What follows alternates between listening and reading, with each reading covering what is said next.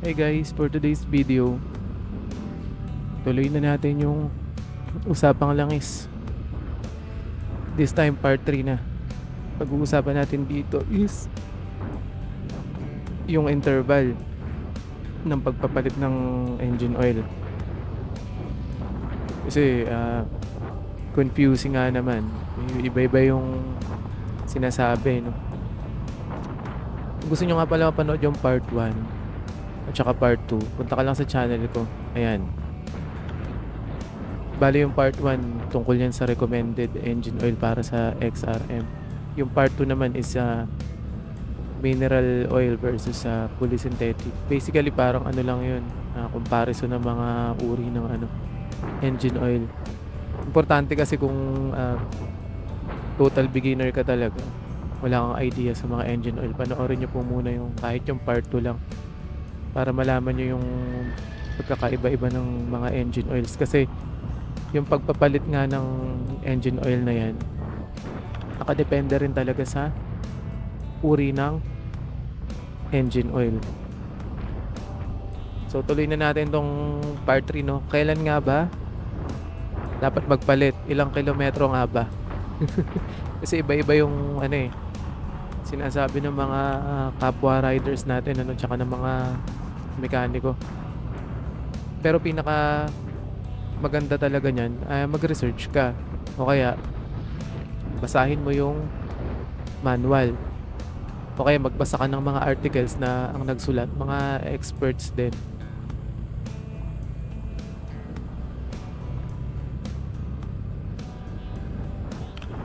Una, tingnan mo yung manual ng XRM. Makikita mo doon yung change oil every 6,000. Diba parang ang layo, no? Wala nakalagay doon na na every 1,000, every 3,000. Ang makikita mo doon sa table, 6,000. So parang ang layo naman, pero parang lang yun, binibigyan ka lang niya ng idea, no? Kasi meron namang dipstick, at saka pwede mo namang i-fill yung texture ng oil, diba? Kaya nakalagay din sa manual kung paano mag-check nung dipstick. May procedure din doon.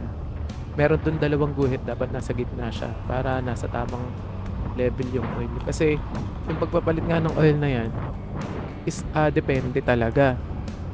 Depende sa uri ng oil, at saka depende dun sa paggamit mo ng motor, at saka sa environment nyo, no? Baka nakaka-apekto din yun. Kaya regularly check mo yung dipstick. Pero walang sinabi doon na every 1,000. may mga nagsasabi kasi every 800 kilometers, every 1,000. Parang masyadong maaga. Though syempre kung marami ka naman pera, walang problema doon, at saka motor mo naman yan eh. Pero sa mga nababasa kong articles, wala naman akong ganung recommendation na nabasa. Ang nag-recommend lang sa akin noon yung mekaniko dun sa kanto na nagbebenta ng engine oil. Oh no. Yun lang yung nag-recommend sa akin na magpalit every 1,000. Pero hindi ko yun sinusunod. At saka gamit ko pala guys lagi na engine oil fully synthetic. Kasi yung mineral oil, mabilis talaga yung mag-degrade. So actually pag chinek mo yan, halimbawa naka 2,000 ka na, minsan nga wala pa, ang itim na niyan. Tapos pag chinek mo yung level dun sa dipstick mo, parang mababa na, parang siyang nabawasan na. Tapos pag pinil mo yung texture sa fingers mo, kiniskis mo yung mukha ka ng konting langis na, tapos kiniskis mo sa mga daliri mo, parang may buhang, medyo gritty siya yun. So kailangan mo na talaga magpalit nun. Pero iba yung sitwasyon pag fully synthetic, talaga matagal yan. Pag fully synthetic ako, minimum na interval ko 4,000. Kasi pag chinek ko siya, 4,000, minsan lampas pa, nasa level pa din. Tapos pag pinil mo yung texture, hindi pa masyadong gritty, swabe pa rin. Tapos hindi pa ganun kaitim. So iba talaga siya. Medyo mahal siya, pero matagal ka talaga magpapalit. Pinakamatagal na inabot ko is nasa 4,500 bago ako nagpalit kasi nakakapanghinayang, ayos na ayos pa, eh. Hindi naman ako nakaranas ng ano, ng overheating dito sa XRM 'no, kahit sa loob ng 3 taon, hindi pa ako nakakaranas ng overheating diyan, yun. So ayun, bale ang pagpapalit ng engine oil depende. 'Pag, mineral oil, talagang medyo maikli yan.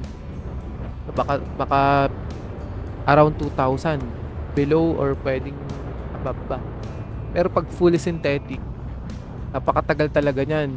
Minimum niyan 4,000. Pero siyempre lagi mong iche-check yung, level. Kaya nga may dipstick, eh. Siyempre hindi naman yan ano, eh, talagang susundin mo yung, kilometers 'no, yung sa odometer. I-check mo din lagi kaya tayo may pan-check, eh, kasi malay mo may tumagas, malay mo nagkamali ka ng pagkabit ng ano, malay mo hindi mo nakabitan ng washer 'no, yung drain plug. O kaya pudpud na yung ano mo, yung washer kasi pinapalitan din yun, eh. O baka for some reason, may tagas, baka yung mga gasket mo maluwag na. So kailangan regularly chine-check mo din naman. Hindi man araw-araw. So yung siguro mga 500, 1,000 kilometers check mo. Kasi ginawa nga yun para i-check yung ano, eh, yung engine oil natin. Tapos meron din palang ano, yung semi-synthetic, no, yung parang gitna siya ng mineral oil at saka fully synthetic, eh. Yung parang mineral ano siya, mineral oil base pero hinaluan ng synthetic. Medyo magulo yun, eh. Yun, medyo matagal-tagal din interval nun. Umaabot din minsan ng mga 3,000. Kasi gumamit na rin ako nun, eh, yung ano nga bang brand nun? Gulf. Yun, nag-check ako nung 3,000 kilometers. Ang ano pa din, ang swabe pa rin, ang linaw at saka nasa tamang level pa rin. So, ayun lang. Pagdating sa XRM natin, no, ang pagpapalit ng langis depende sa langis na ginagamit mo. Depende sa riding behavior mo. Tsaka siguro, baka depende na rin sa environment. Di ako sure dun. Pero ang importante dyan, lagi mong i-check. Yun. So, pag mineral base, mababa yung ay malapit lang interval, no? Mga around 2,000 ganyan siguro. Tapos, pag fully synthetic, around 4,000. Yan. Pero wala talaga akong nabasang every 800 kilometers, every 1,000 kilometers magpapalit. At uulitin ko, ang nag-advise lang sa akin yung mekaniko dun sa kanto na nagbebenta ng engine oil. Oh no. So ayun lang guys, hanggang dito na lang yung usapang langis natin part 1 to 3. Yun. Yan na yung huling part. So sana nakatulong, no? And yung pagpapalit ng langis na yan, nakadepende talaga yan sa'yo. Kung marami kang pera, kahit every 100 kilometers o kaya pumunta ka lang ng Cubao, Quezon City, palitan mo na. Nasa sayo naman yan, eh. Kung marami kang pera, walang problema, motor mo naman yan, eh.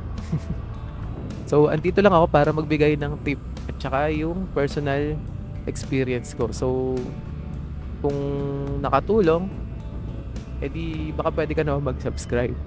Baka lang naman. So, hanggang dito na lang, guys. Thanks for watching and see you on my next video.